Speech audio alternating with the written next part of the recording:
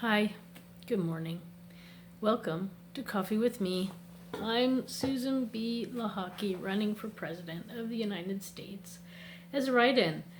And this is my temporary kitchen. Welcome. Thanks for stopping by. So today is a Thursday, so that makes it a thankful Thursday. And this week I'm thankful for all the women who went before me. Yes, thank you. I know I'm standing on very broad shoulders, and I appreciate everything that all of you have gone through, that I can be here right now running for president. Thank you so much. And if you're doing anything in the background, some of you ladies who are here, thank you. So it's Thankful Thursday, like I said, October 1st. So it's just a little over a month away, the election. And I am a write-in in some states, but not all. You can write me in everywhere, in every state actually. But in some states it won't be accepted, and therefore it will be a protest vote against the current system that we have, this two-party system that is broken, that's not working, that creates these debates like what we saw earlier this week. And, just gridlock, right? And then it also is a protest against the fact that that these two parties are trying to keep the other parties out, so they don't let them into the debates. Also, it's a protest against the amount of money that's spent on campaigning that does not help anybody, but their good friends that they're buying their influence with. So, there's a lot of power in protest. So you can write me in every state, actually. But just sometimes it won't count. On Saturday, this Saturday, I will be releasing a video on what states I'm currently available in. Actually, I should say last Saturday, I released a video. You can go back and look at that one from last Saturday, which I think was the 26th or the 26th. Yeah, take a look at that. And you can find out which states your vote will be counted and which ones will be a protest. It's also a protest against the fact that the U.S. is almost 250 years old and no woman has been president. This is a very sad and disturbing fact. When there are more women in the United States than there are men. Not by much. It is pretty much 50-50, but we have a slight majority. And we are very underrepresented. Just in every aspect. From what we can do in various states and in the federal government, how high we can climb, and also being heard, just being heard. That is also a big factor. Medical research mostly goes to men, and we've now, recently learned that the biology between men and women is far greater than the difference in biology between a black man and a white man. So there's more difference between men and women than there is in color of skin, which actually that's not quite surprising because it's just skin color. But that's not why we're really talking. What we're really talking about is protesting the fact that women have consistently and still are being put down. Now, I know that in the Christian religion, it is considered normal. in some cases, to keep women down.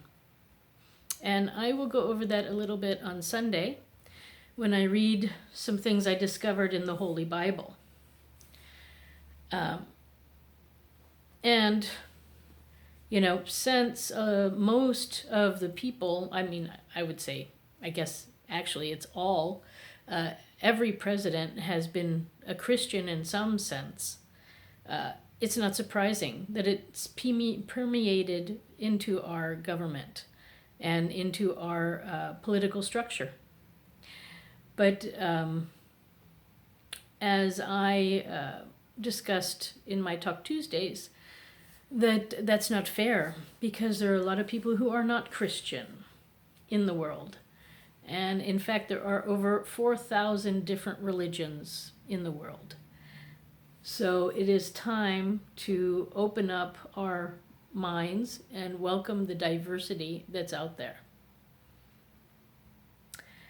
But as you know, I am marching for women, right? But with women and women's rights also come men's rights.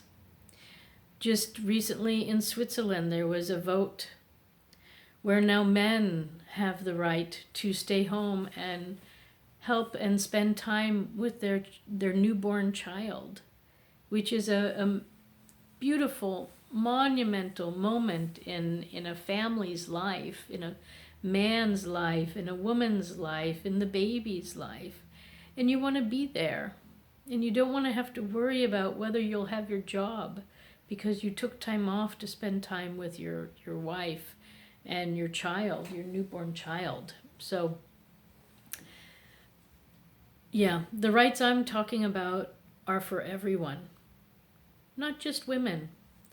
But with a man home at the beginning, it will just help out so much more. And the start of a new family will be monumentally easier if a father can stay home and not worry about losing his job and actually get paid for it. It's called paternal leave. And I think that's something that's missing in the United States.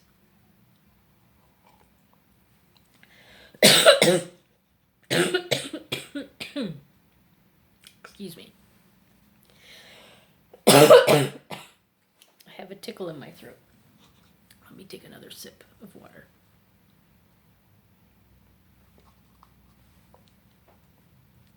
Okay, I think that's better. So let me get back. It is Thankful Thursday. I am so thankful for all the women who went before me. From the women's rights movement, the ERA movement,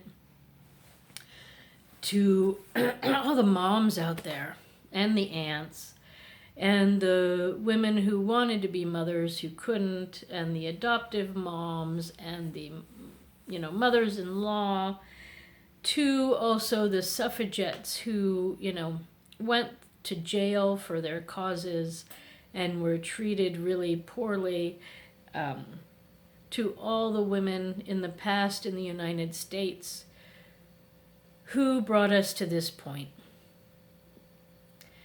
Women running for president. Yes. So I am running. I am trying to keep the torch going. I am still going for more and better rights for women, for family, for men, for you, for everyone. So some of the ways over the years that women have been persecuted is through rapes, through mental abuse, being trapped in marriages and not being able to get divorced. There's the shunning that goes on with that. There were the backroom abortions because, you can't have had sex. And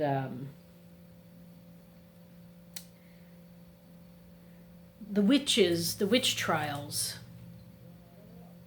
that happened too. Women have bared the brunt of the ills of society far too long alone. And it's time for that to change too. You men need to become responsible as well. It's not just up to us. It's up to us. You, me, them, him, her, everybody. All of us together. And of course, for the suffragettes who went to jail and who were tortured and who were treated poorly and put in terrible cells. And also, let's not forget the women who were deemed unfit by society because they didn't follow the rules of the Christian religion, and they were put into mental wards because they were deemed insane for some of their activities. All these women need to be remembered and thanked. You went through a lot, but we're at a point in time where things will be talked about, will be understood, and then we can begin to go forward as a united for all and not just for some. Where men and women will be seen equally important. We're coming up on our 250th year, guys. This is, it's time. It's just time. So, I'm still marching, as I said, all over the country. Right now I'm in Ohio. I'm going to be going to Kentucky and some other states. Let's see if you can find me. Keep your eyes out. I might be in your neighborhood. You never know. So, yeah. This is also no, it's just, I'm still marching for all of us. Spreading good news, good ideas. We have to change. The system is not working the way it is. It's time. So thank you, ladies, women, also mothers and non-mothers, straight and lesbian women, transgender women, all you who identify with being a woman, thank you. Thank you that I can be here doing this. So I am not going to stop. I'm going to keep going. And today's song is called Survivor by Destiny's Child. So thank you for stopping by. Don't forget to write me in as a candidate for president, Susan B. Lochocki. Lochocki is spelled Lochocki. And I'm running for president. My address is 375 South End Avenue, New York, New York, 10280. All right. Have a good day, everybody. Bye for now.